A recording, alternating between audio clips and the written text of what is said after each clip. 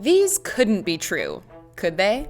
Hey guys, it's Phoebe with WatchMojo. Today we're counting down our picks for the top 10 conspiracy theories behind children's toys. Now available at stores everywhere. We're ranking the strangest urban legends behind some of our favorite childhood toys. Let's get to it. Pokémon are everywhere. They're invading.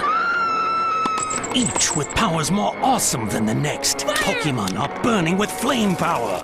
Number 10. Nuclear fallout in the Cabbage Patch.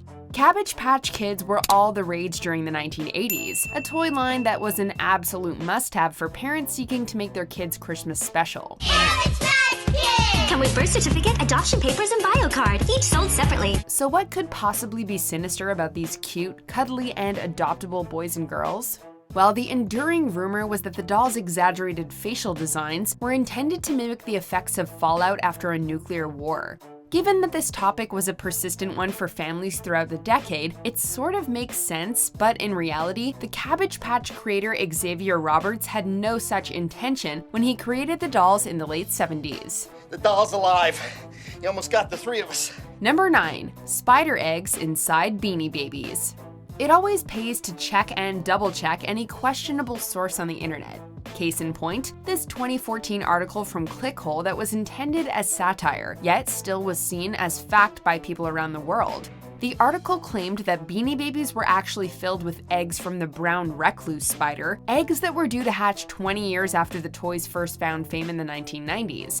This is not true, since first, spider eggs don't take 20 years to hatch, and second, of course it's not true.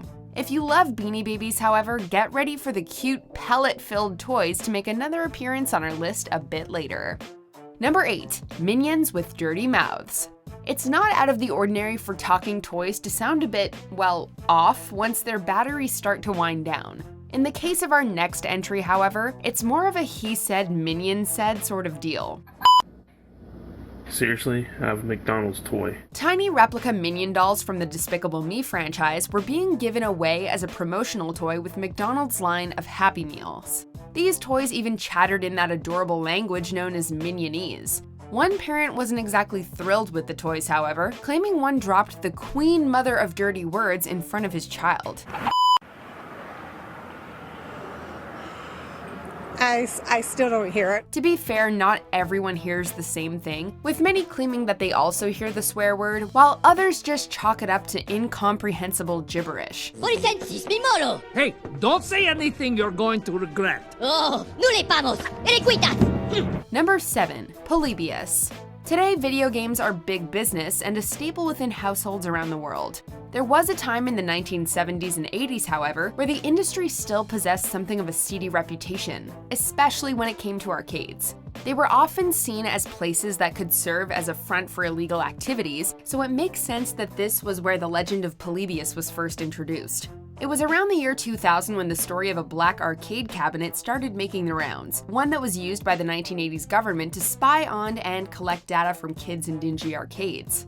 Some even swear to have seen Polybius in the flesh, although certified proof remains to be seen. Number 6. Wheelchair Becky. Okay, so Barbie has never been perfect when it comes to cultural sensitivity, but let's get one thing straight. Mattel never named their doll's friend Wheelchair Becky. Yes, it's true that the toy giant gave Barbie a friend named Becky and she was in a wheelchair, but that's where the similarities between legend and fact end. The doll was actually named Share a Smile Becky, and that was never changed from anything insensitive. The intention was actually to present Barbie's world as more diverse, with the Becky doll even coming packaged with an invitation for kids to join a youth organization titled Winners on Wheels. Number 5. Cancerous Pokémon. Call this next entry a case of unfortunate misidentification. The term ZBTB7 refers to a gene that was discovered in 2005 by the Memorial Sloan Kettering Cancer Center, one that theoretically may serve as a home base of sorts for cancer cells. The original acronym for the gene was POK erythroid myeloid ontogenic factor, or Pokémon. That is, until the Pokémon company got wind of the discovery and threatened to sue, should the name not be changed to something else. Still, the process from the first published news of the gene to its renaming took almost a year, resulting in quite a bit of back and forth confusion until the whole thing was sorted out. You could put Pokemon power in your pocket. Gotta catch 'em all! Number 4. Pricey Beanie Babies. Collecting and reselling antiques can be a fun way to make a little extra money. Once the integrity of the box gets compromised, this is original packaging, and that's why these things are so valuable. A lot of people sell secondhand clothes, vinyl records, or even VHS tapes for cold hard cash, with some rare pieces selling for quite a bit of money. Debbie spent $1,800 on this hard-to-find bear. Unfortunately, just because something is old doesn't mean that it's worth anything. And this is definitely the case with the most 90s of collectibles, the Beanie Baby. Although it's true that certain specialized Beanie Babies can be valuable, such as the Princess Diana variant filled with PVC pellets, the lion's share of the rest are actually worth less than they were back in the day. It's sad but true. Number 3. Raggedy Ann's Sinister Origins. There's just something innately comforting about a Raggedy Ann doll, especially for viewers of a certain age. Her sweet and innocent appeal is just sort of timeless, a nostalgic look back to a simpler time. However, does Raggedy Ann have a somewhat sinister origin story? Well, not really. The urban legend is that the doll's creator, Johnny Gruel, designed the doll in response to his daughter's passing as a result of a vaccination-related illness. This is partially true in that the latter did happen, but Gruel had already filed the patent for his Raggedy Ann doll prior to his daughter's demise. Number 2. Satanic Teddy. Remember when we mentioned earlier how toys sound kind of creepy when their batteries die? Well, that definitely applies to this hit talking bear from the 80s, Teddy Ruxpin. Hi there, my name is Teddy Ruxpin. How are you today? The conspiracy theory behind this toy goes a little further, however, in that some actually believed that this teddy could be possessed by the devil. It all sort of goes in hand with the satanic panic phenomenon from the decade, where many felt that the ritual abuse of children was lurking around every Dungeons & Dragons game or heavy metal tape. You are no longer content merely hearing their awful music and looking at photos of their horrific faces. Now you want to see the devil in the flesh. You want to reach out and touch pure evil. It's here where Teddy Ruxpin comes in, as the bear's cassette mechanism could read just about anything, not just the sweet little stories that were found in the packaging.